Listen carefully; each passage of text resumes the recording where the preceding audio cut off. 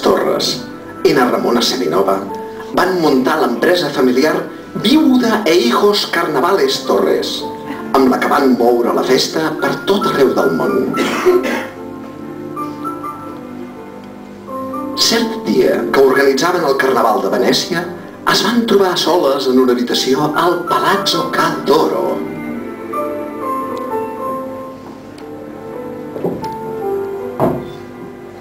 Allà mateix, entre esprits Aperol i esprits Campari, van engendrar el seu primer fill, en Marco Torres. Marco Torres, més tard conegut com a Marco Pacchetti. Durant un Erasmus a Nàpols, en Marco va conèixer la Micaela Jackson, siciliana descendent d'un americà mafiós. La Micaela i en Marco van formar una família que sempre va destacar pel seu refinament exemplar, tant en el llenguatge com en el compliment de les normes més estrictes dictades per il Papa di Roma.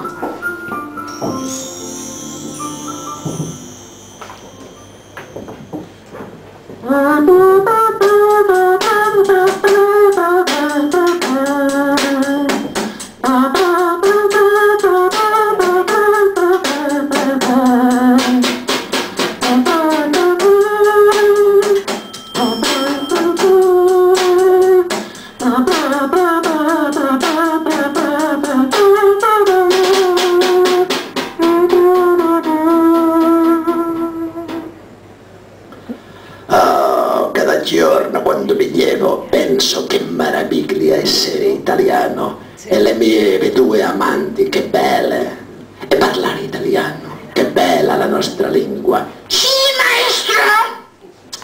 L'italiano, che il piacere logopedico, si tomple la bocca ancora mai, che come deixo queste due porche maladone quanto quelli che repasso amb la mia torre di Pisa particolare. Sì, tu parla tutto il che vuol lei, che io sì che mi fai un fardo di refregare il mio coliseo, amico tuo trepare di coglione di mattone. Quelle cose che portano sui pantalioni stanno fatte di marmo di Carrara, non come il tuo tortellini minuscolo e più carregolato e passato di moda che un Fiat Topolino. Questa donna è una porca, corpo di vaco.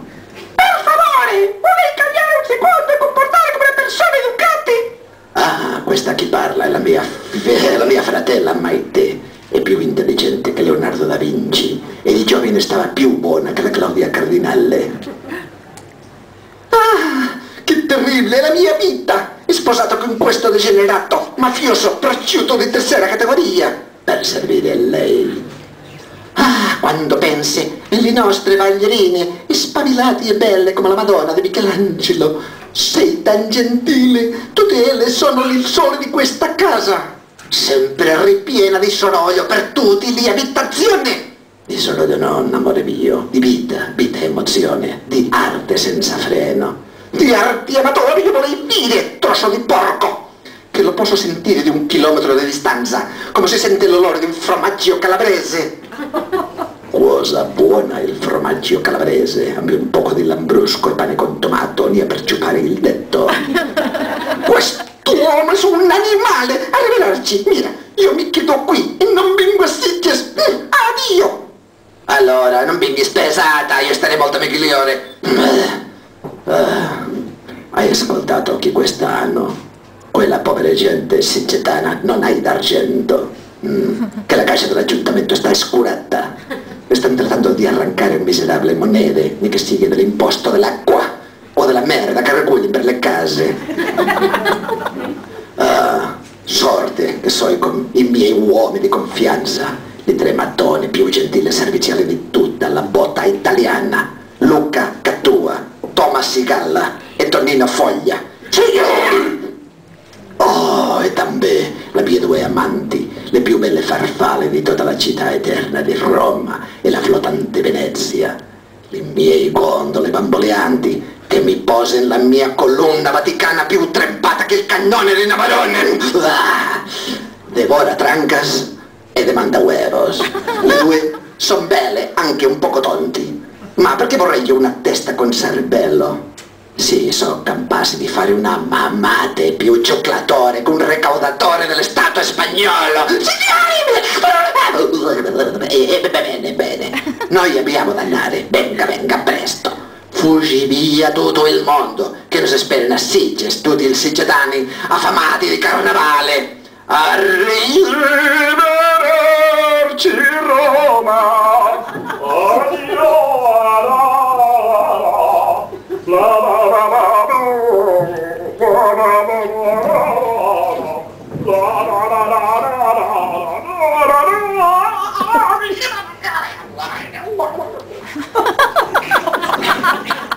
Andiamo ragazzi, ricordate come andava la musica? Passi tutto?